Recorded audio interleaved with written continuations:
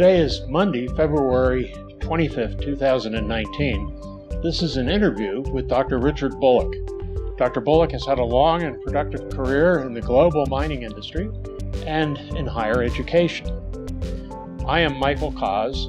This interview is part of the American Institute of Mining, Metallurgical, and Petroleum Engineers Oral History Project. It's being conducted in Denver, Colorado, during the annual meeting of the Society for Mining, Metallurgy, and Exploration, otherwise known as SME. SME is one of the four constituent societies of the AIME.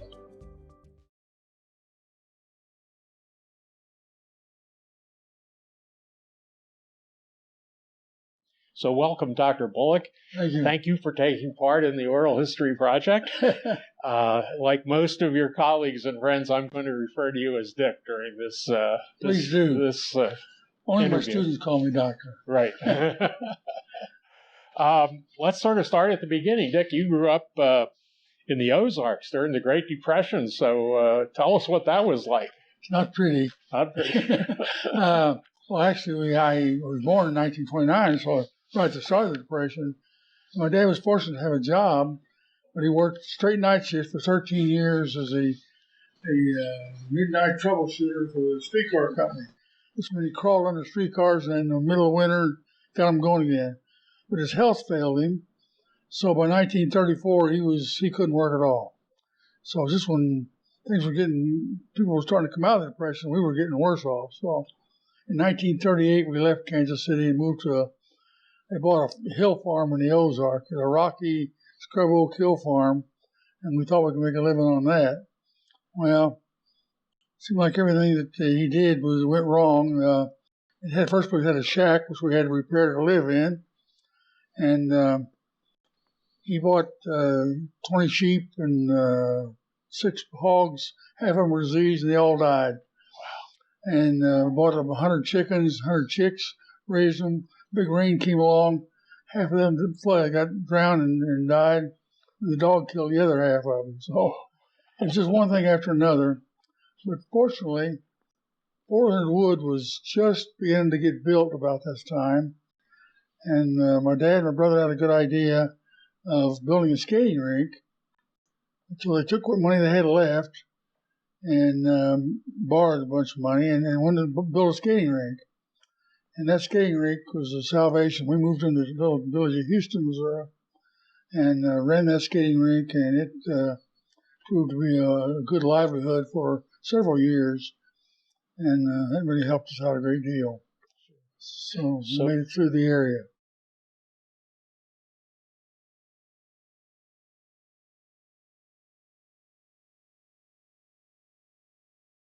So growing up in Missouri in those days, what and running a skating rink, I mean, how did you get from the skating rink to mining engineering? Well, that was a long time afterwards, of course, and then in the Ozarks, most people back then didn't think about going to college at all. And Houston sits only 55 miles from Rolla. Well, here was a world-class university there as far as mining was concerned, and nobody ever went there. In fact, I was the first graduate from Houston High School to ever go to Rolla and graduate. It was a pretty tough school even back then. Sure. And when I was in high school, I read books, and I saw there were lots of occupations. I knew to make a living, I had to get out of the Ozarks. And I decided, well, I either want to be a structural engineer and build tall buildings and, big bridges or something like that, or mining engineering sounded very fascinating because these guys went all over the world and built mines, very romantic. So, so I decided to go to Rolla. But the problem was that Houston taught no physics, no chemistry, and very little math. So trying to go to a school like Rolla, compete with the Kansas City and St. Louis kids. And at the same time, it's when all the veterans were coming out of the Army, and the school went from a 300 population during the war, very low, went from 300 one year to 2,300 the next year, with no dorms, no places to eat, The only place that you get rooms were the good people of Rolla would rent you a room or part of one. And so it was a pretty tough time making that transfer. You, I know you mentioned in your memoirs having worked in the Cascades of the Sawtooth Mountains. Was that the summer job, or? Yeah, between my sophomore and my junior year, school helped us find jobs, and I went to work for Howe Sound Mining Company.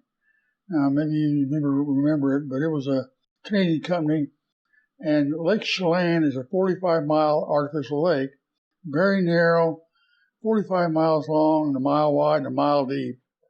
And at the end of that lake, 12 miles up in the mountains, was this big underground copper mine.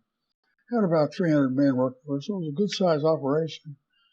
It turned out that was probably the best place in the world for a young man to go to work because they were really using state-of-the-art techniques as far as drilling and blasting and haulage and everything. So it was really an excellent place to get experience and served me well. Not only that, it was an absolutely gorgeous place to be. If you ever saw the pictures of Lassie or Lassie Come Home, those were all filmed in what they call Little Switzerland of America, from the mining camp in that Lake Chelan area. One of my summer jobs between my junior year and my senior year was in Idaho. I was originally heading for the Sunshine Mine up north, and the other guys were going to different mines in Idaho, different places. So we thought you could drive up the middle of Idaho in May and then go to these different mines. Well, we got as far as Stanley, Idaho, and all the passes were full of snow. And we didn't have enough money to get for gasoline to go all the way back around. So I wrestled a job. I happened to know one of the shift foremans at Gilman or at Howe Sound the summer before was running a small mine there near Stanley in back in the primitive area. And I wrestled a job with him and worked for him the rest of the summer. Well, that worked out well then. It was a real primitive mine. We carbide lamps, it was a shrinkage stope. I ran a jack stoper, and worked 1 month in the mill. So that was a really good experience. Because one man could run the whole mill. Right. Small operation.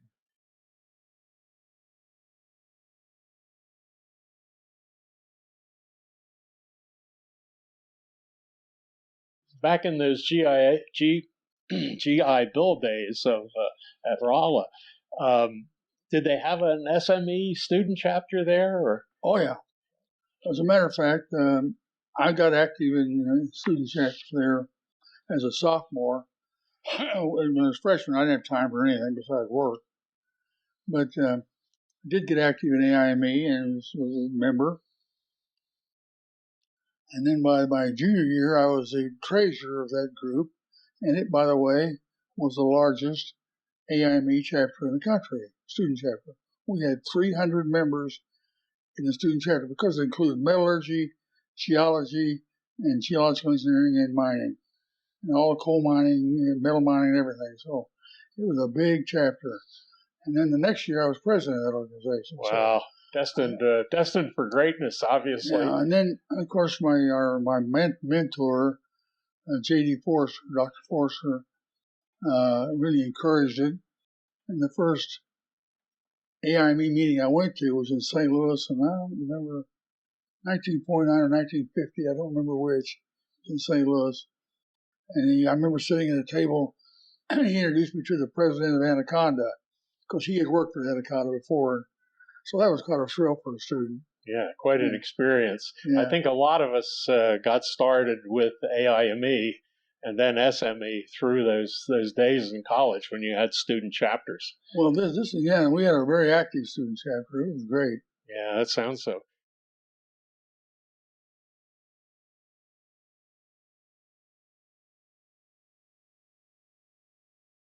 And then after graduation, you went to Colorado.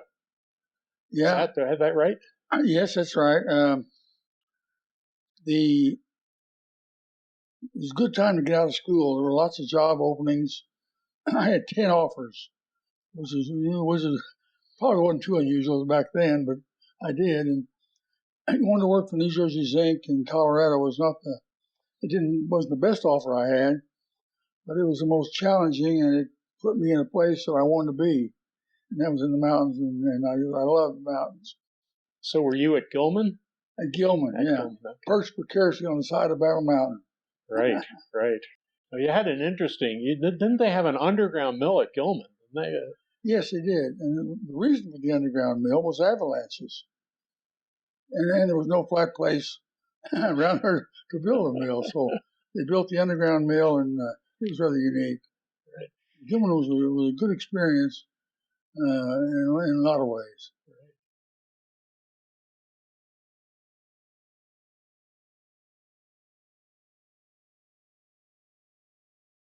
Then you entered the Army during the Korean War period, huh? Yeah. I could have volunteered and maybe found different branches of the service, but I decided, of course, while I was getting my degree, I was deferred. And as soon as I got out of school, then the draft board started saying, well, now it's time for you to go join the Army, get in the Army. So I got drafted. I'd been at Gilman for only 8 or 9 months. I'd gotten married in the meantime. And I was sent to Fort Riley, Kansas, and for 16 weeks of infantry training. So I took 8 weeks of infantry training and 8 weeks of advanced infantry training. And it was pretty tough, but I was in excellent shape because at Gilman I'd been surveying the mountains and putting in triangulation stations, this sort of thing. So I was tough as a pine knot, and I could easily go through whatever the Army had to put me through physically. But it was an interesting time, and at the 13th week interview, they called a bunch of us in and said, well, you've been selected for scientific and professional development and personnel, which was a good program to put people where they had some training instead of putting a doctor as a cook and this sort of thing. Sure. That the Army was typical of. But so I was assigned then to, at the end of the 16 weeks, to Fort Belvoir, Virginia, taught in the engineer school there. So that was a very good experience also.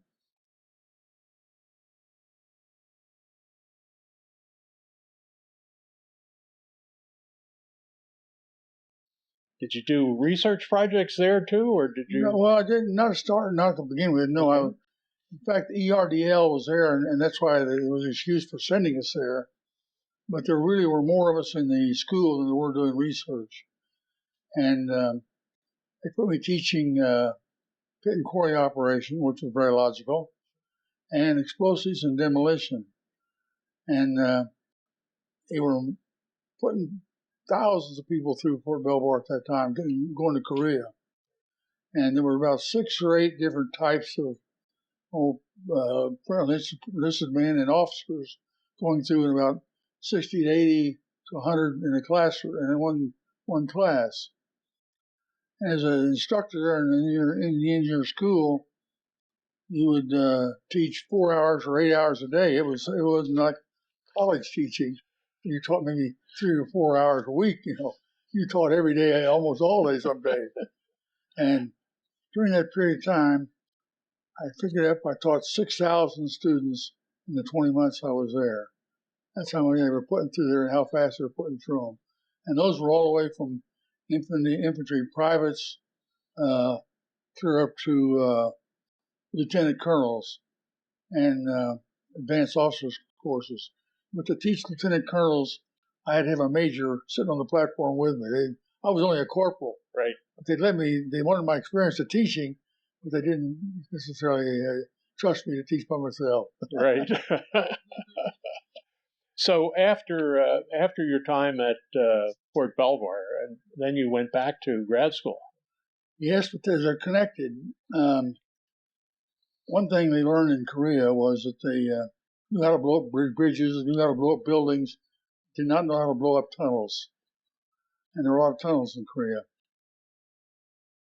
So you were teaching demolition with explosives, but then you proceeded to talk about blowing up tunnels and that they didn't know how to do that. Yeah, so they ERDL, which is Engineer Research Development Laboratories for the Corps of Engineers, excuse me, Corps of Engineers, and they had discovered a bunch of abandoned tunnels along the Oregon area along the Columbia River. Anyway, they were in the process of trying to blow them up, seeing what it took to blow the one up.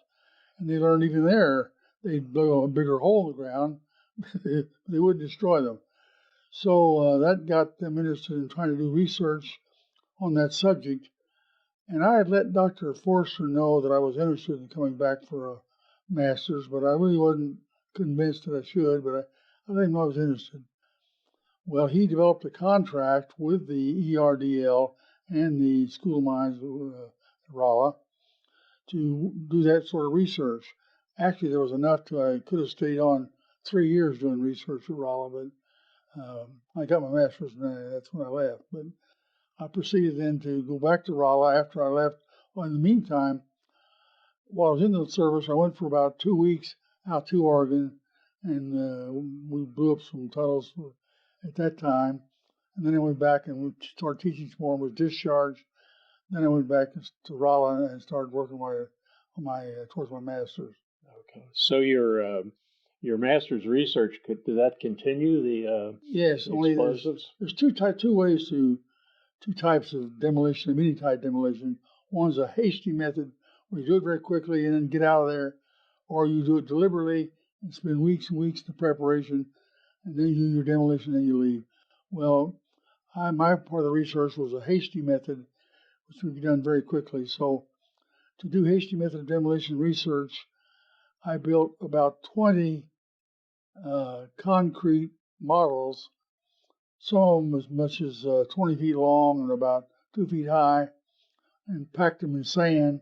And they used varying types of explosives and distances. And I followed the strict similitude laws, which meant you had to scale everything in every dimension of the parameters of the strengths and everything else.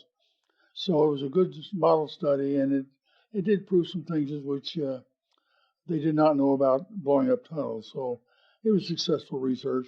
It didn't help the mining industry much, but it did help me, along with the GI Bill. It got me through the school, and my family started coming along about that time.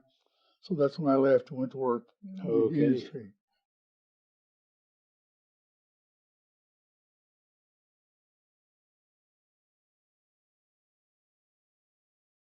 So then you started with St. Joe. Yeah, I started with St. Joe, and that was at first when I started interviewing with companies. I didn't interview St. Joe because it didn't seem very progressive. I didn't know much about them. I'd been raised in Missouri, but I didn't know they were the size they were in the first place, and so I didn't take an interview then. Well, they didn't get many interviews and students.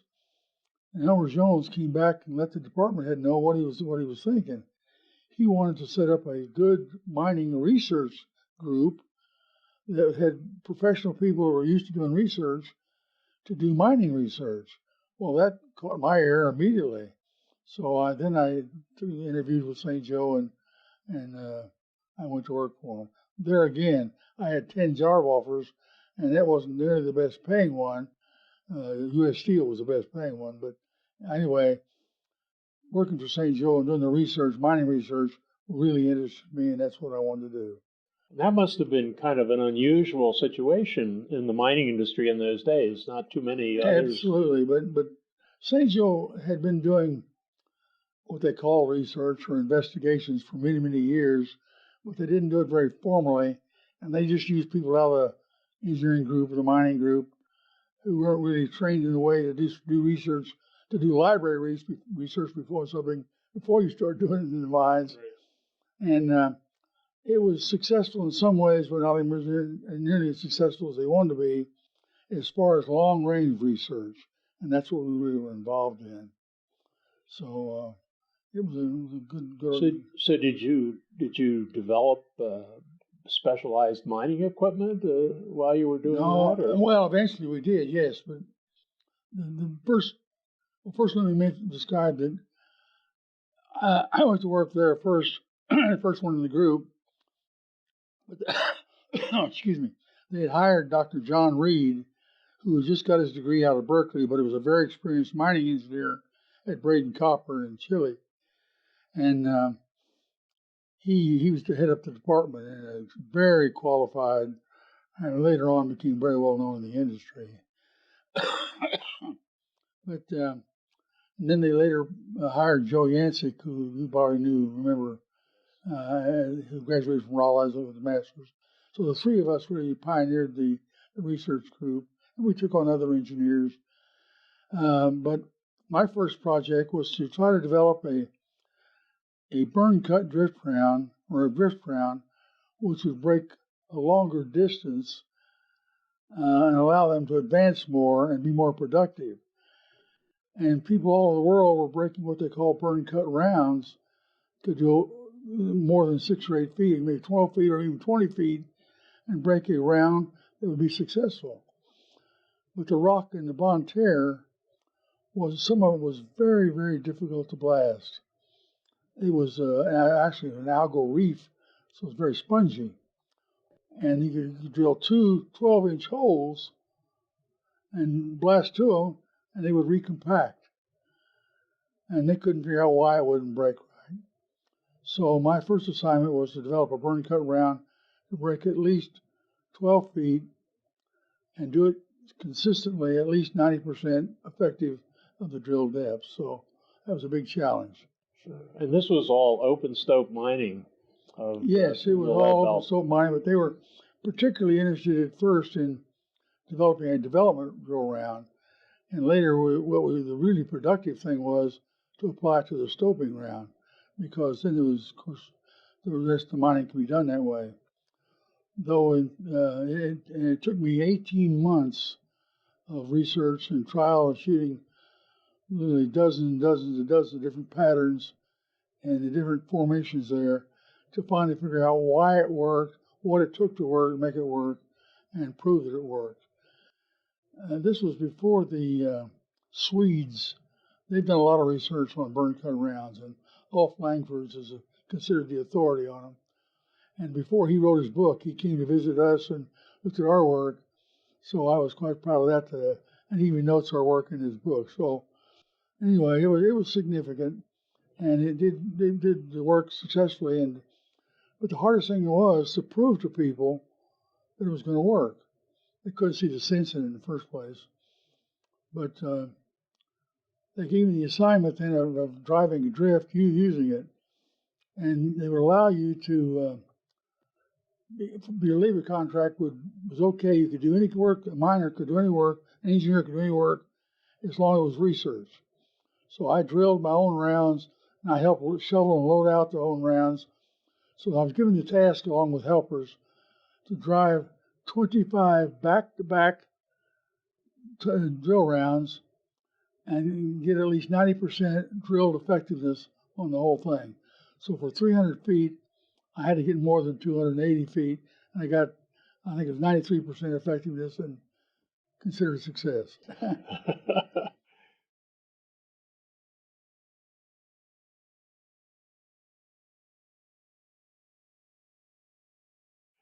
Well, then you also began a series of progressions up through management at St. Joe. Yes, about every 2 years, 2.5 years in research, St. Joe would switch me into operations. So I'd be in operations for a while, and then somebody leave the department, then they want me back in research. They put me back in research, worked for a few years, and they switched me back into operations. And I switched back and forth 2 or 3 times that way, each time making a step up in management. So it was a good thing. It helped me to learn about their mining techniques in the district, and to apply some of the things that we actually developed in research. But it also helped me to really progress in the whole organization. And this was all happening in the old lead belt in southeast Missouri at that time? Yes, and they didn't understand, of course, what was coming. No one knew what was going to develop in the new lead belt, and the equipment, a chance to start over again with your whole new mining system and everything. So to use that burn cut round effectively, we also then had to develop drilling equipment, because the drills they had wouldn't drill the round we wanted and in a timely manner. So we had to do research on rock drills and jumbos as well as the explosives. And we worked on, we designed our own jumbo, first of all, to drill that burn cut round that I described. And we tested rock drills and got as fast as drill we could. But then John Reed had been reading about the rotary percussion drills developing in Europe.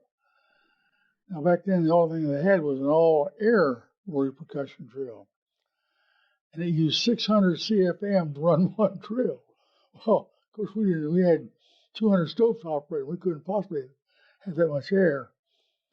So we started trying to work out on with Joy Manufacturing Company to develop a hydraulic rotary air hammer machine.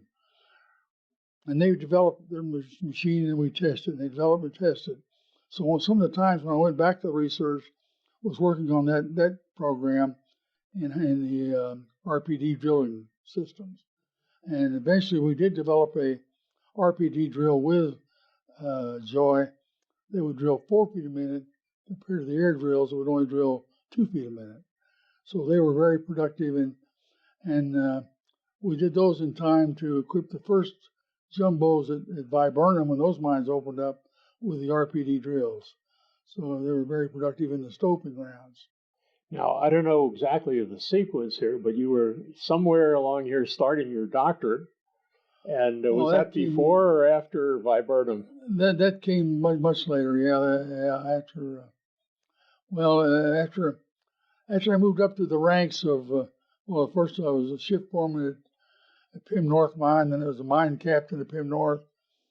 Then later on I was the Leadwood Division superintendent. I had 4 mines, and we had they'd closed it. They went from 22 mines in 1955 when I first arrived there, down to only 8 mines by 1965, and that's when I was at 68. That's when I was at Leadwood, and I had 4 mines, and it was half the division. We had 11 miles of underground haulage to get to the dump. We were scattered out so much. They had over 300 miles of railroad, and I had about 150 miles of railroad to maintain underground. So that itself was a challenge. Right. And then I was transferred to Viburnum and was the mine superintendent at Viburnum. And I had the 3 mines and brought them up to speed. 27 mine was already started. 28 we brought up to speed. 29 was just had the bottom of the shaft when I got there. I brought those 3 mines up to getting over 7,000 tons a day from the 3 mines. Then I was transferred to the Fletcher division, and they had just bottomed their shaft and started production. And I brought that mine up from scratch to producing over 5,200 tons a day for several years. And that was quite a challenge, but lots of fun too. I bet it was. Fletcher was a fun mine to run because it was such good grade. We paid off that entire investment of Fletcher in 1 year. That's how lucrative that mine was. And it had a big water problem there too. But pumping the water there was a big problem. And there were a number of other companies down in the Viburnum Trend. Was St. Joe the first one to be down there? Yeah. St. Joe first stepped out at Hayden Creek, then Indian Creek mine developed, then they stepped out to Viburnum. They discovered the 50-mile length. They knew the lead was all there, all up and down the whole district. That was the good news. The bad news was it was all government land under Clark National Forest. Well, the government only allowed them to lease 27 acres, 27 miles of that 50-mile length. So they had very sparse drilling. They had to guess what they thought was the best, and in some cases they were right, in some cases they were not. But that left the openings in for AIME, Homestake, joined together and developed their mine, Kamiko, Dresser developed a mine, and then down south, Kennecott took part of the district, and then the Sarco came in and outbid St. Joe because the private was on private land between Fletcher and Brushy Creek, and they simply outbid St. Joe for the land between the private land. So all those companies began operations, but they all used St. Joe's mining methods and the burn cut round that I developed, and the same type of equipment. So, well, that must have been very satisfying to you to see the use of the technology and also the whole development. That burn cut round, they still use it today. And of course, they don't use it for all of us. And part of it's slabbing and stoping and slabbing pillars. But I estimate they have probably broken between 40 and 50 million tons of ore without using that one pattern.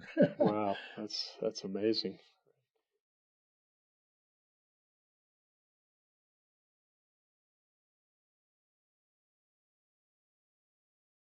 So, Dick, tell us a little bit more about your experiences when you were doing the developments down in the New Lead Belt in Viburnum. Well, Viburnum was carved out of the hills. It's really a very modern town, small town, but a very modern town. St. Joe hired an expert designer to come in and design the whole town, sewer system, water, high street light, the whole bit. And it's a very interesting development, a once in a lifetime, really. For a mining engineer, you get to build a whole town and a mining community. And by the way, it was built in the Clark National Forest. It's operated for over 45 years, no environmental damage. That's important. But establishing a town, a mining camp, is more than just building mines and houses. You got to build a culture and a society for kids to be raised and grow up in. This is already an educational vacuum. The nearest high school was about 65 miles away. Probably only about maybe 10 or 20% of the kids finished high school. So there was very little opportunity for them. And Viburnum sits at the corner of 4 counties. It's in Iron County, but it sits close to, so it's got, and it was 3 school districts were close by. So what we had to do, because there's one high school on one side, 3 elementary schools. So St. Joe built a good elementary school and gave it to the community. But there was no high school. And to get the people to be interested in a good high school at Viburnum, we had to reorganize the 3 school districts, not just one, but 3, so they all came together, formed a large group, and they had Viburnum instead of the center of it. Well, you start trying to tell people where their kids are going to go to school, change the school district, change their tax rate, and so forth. Well, you got a fight on your hands. And I mean a literal fight. We fought for 2.5 years to get that done. We changed the school district boundaries in all 3 school districts, convinced them it was a good thing, got it done, and built a new high school there. And of course, St. Joe had set up so that the tax base would go to the school normally, but also the city of Viburnum got a tax from the mine there, so they purposely did that so it could be a supporting town of itself. So that was a very interesting ordeal to go through, and go through what you had to do. And the proudest thing was really getting that high school built. That was great.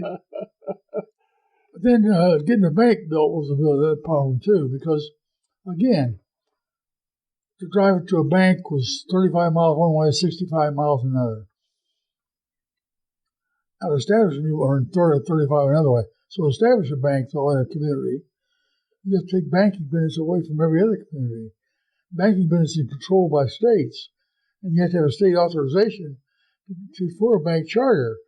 Well, all the other banks were fighting like crazy that you couldn't form a bank there. So it took us a long time, and we solicited and sold stock throughout the whole area, and finally raised enough money. It took us another 2 years to get that charter to build a bank. We finally did that and formed a bank in Viburnum, which, of course, I had to sit on the directors Right. and sit on the loan committee. On the school thing, I sat on the school board. I elected the school board by vote. And I was also county president of the county board of education. So that was by vote, too. So it took a lot of time to do those things. But they were worthwhile. But that's what it takes more than just building a mine or building a bunch of houses and streets. You have to build a community. Viburnum was a great little community when I was there, and I really enjoyed it. Right. Great little town. Yeah, and the new lead belt and the whole Viburnum trend really put another whole lifespan into mining in the mined in the whole district for 300 years, but mining is only prevalent now for the last 155 years. Right. And St. Joe Doe Run was there for that long, and fortunately, I've been blessed enough to watch half of it. Yeah, right. Have you visited all those mines down there, even the ones from other companies? Yes, I have. I'm trying to think. The only mine that I have never visited was the last mine developed was the Kaas Steel mine with St. Joe, and I never was underground there. But all the rest of they're all connected together now, by the way. Sure. All the mines are, except 27, never to get connected. The rest of them are all connected throughout the 50-mile length. Wow. So it shows something of the prolific. And I guess and I'm not, I have no advanced knowledge or any special knowledge, but I'd guess they have another 10 years by the mine before they mine the district out. Right. And the sad part is there's more ore or resources in the south that the state won't let them mine because it gets to a Current River Water National Park District. Right. So that'll never be mined. Right. Or at least not in our lifetime. No, not in our lifetime. But Viburnum was a good experience. Yeah.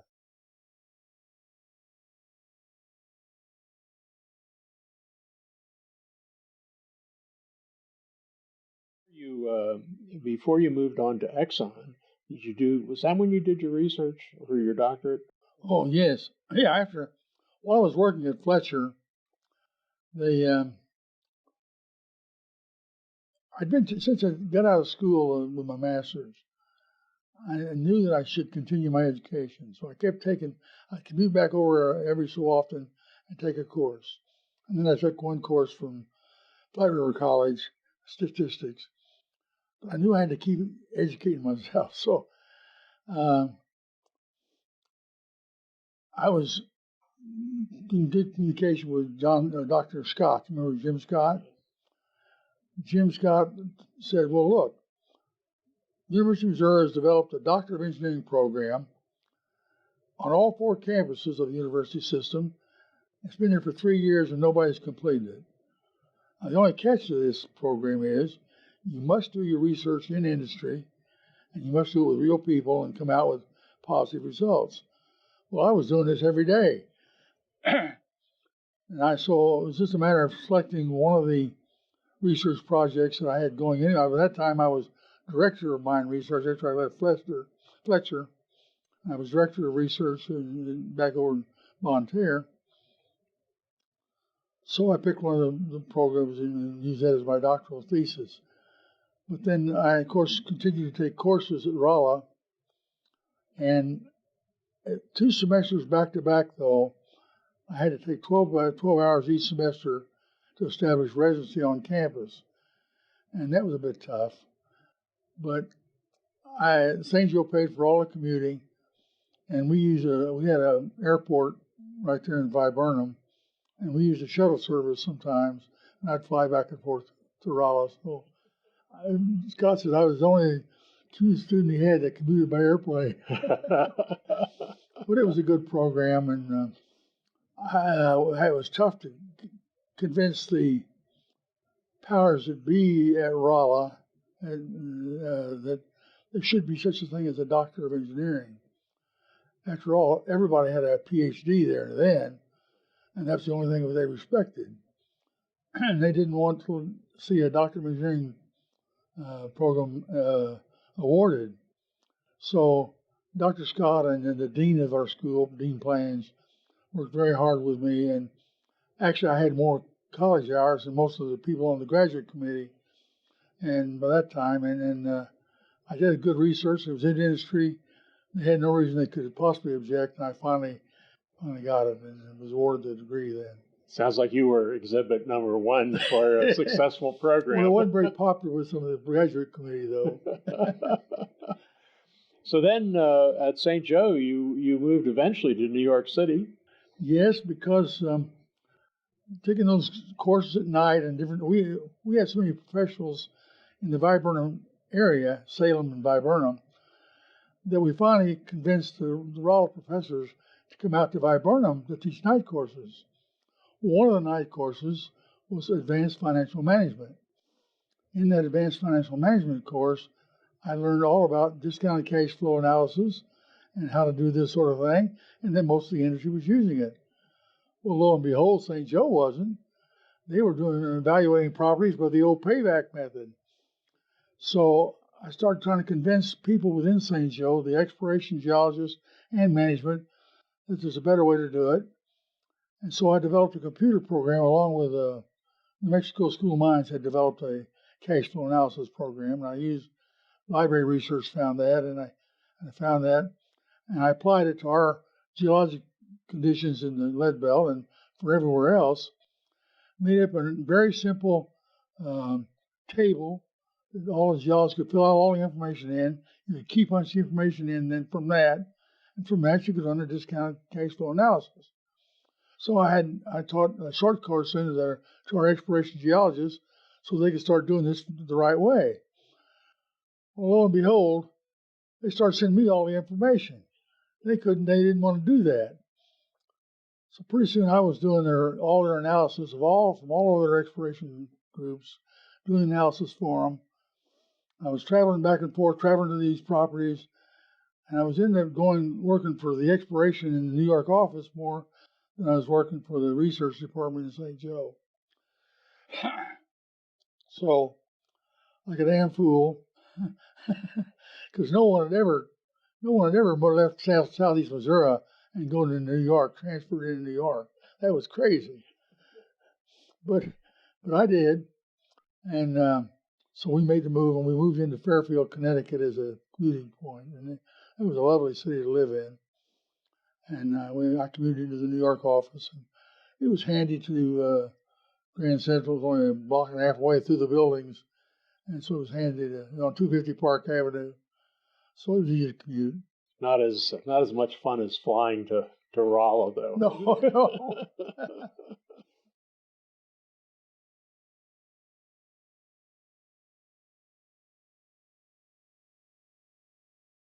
When you finally got to New York, you obviously continued the feasibility and evaluation work. Yeah, I started doing the exploration then for full time, but in the meantime, they had me do an evaluation on A.T. Massey coal mines. A.T. Massey came to St. Joe and asked to be acquired. That's unusual, but because it was a very profitable company in themselves. And it was a family-owned company, I yes, guess, but Morgan had lost his father, and he knew that when his mother died, he's going to inherit all he and his brother. And to pay the taxes on that, he'd have to sell it anyway. So he wanted to pick who was going to own his company. So he selected St. Joe. Worked out great. He had 40 mines. I was given the job of looking at his mines to, first of all, to appraise and verify the reserves, which were kept by Weir in Chicago. I had to verify their equipment, their personnel qualifications, and whether or not half their mines were union, half were non-union, and whether or not when they brought on new mines, could they bring on these non-union mines.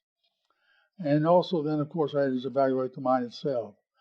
It took me 8 months to do that study, and that was a lot of fun. those people from Kentucky, East and West Virginia was just great fun to be with. They really appreciated. I thought when Jack Duncan, the president of the company, chose me to do that job, I thought, boy, he must think a lot of me. Well, the truth was, I had an Ozark dialect, and my mama came from Kentucky, so he knew I'd get along just fine with these rednecks from Kentucky and Kentucky, and we hit it off just like this, and they told me everything I wanted to know. Wow, that's even some of the stuff I didn't want to know. That's amazing. And then there was actually a lot of sort of turmoil of acquisition by wasn't it St. Joe that was acquired by? Well, this came along then after we'd worked for 4 years to diversify from basically a lead zinc company into iron, coal, gold, oil, and other types of energy. We were extremely profitable. Massey alone paid off themselves in the first year. We paid $60 million for them, and they paid themselves off very quickly. They sold it 6 years later, 10 years later, for 600, half of it for 600 million to the Royal Dutch Shell. Anyway, when St. Joe became such a cash cow, the officers said, let's break the company into parts and we'll decentralize. Well, this was in 1974, 75. And I knew the handwriting on the wall was not good. They thought that what they were going to do was break it into pieces and sell it off. They offered me a job, and I knew what was coming. They offered me a job to go up to Valmet, and they had 4 mines and a mill running there, and be the manager of that operation.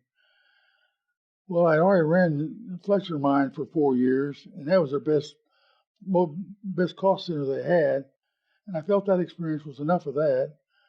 And so I wanted no part of breaking up the company. It was a wonderful company, a family company. Everybody loved everybody and all helped each other, not in the New York office, but in the operations they did. And when St. Joe started breaking up, I left the company. And so that's when I went to work for Exxon. Exxon had been trying to recruit me for 3 years and with a headhunter. And I just put in one call, and next week I was working for Exxon. Next 2 weeks, rather, 3 weeks later.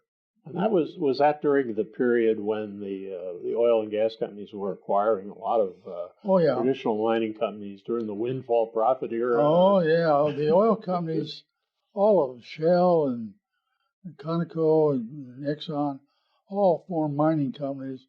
Some of them were doing things right. Conoco had a great mineral research group even now, and Exxon had a good research group in exploration and in metallurgy.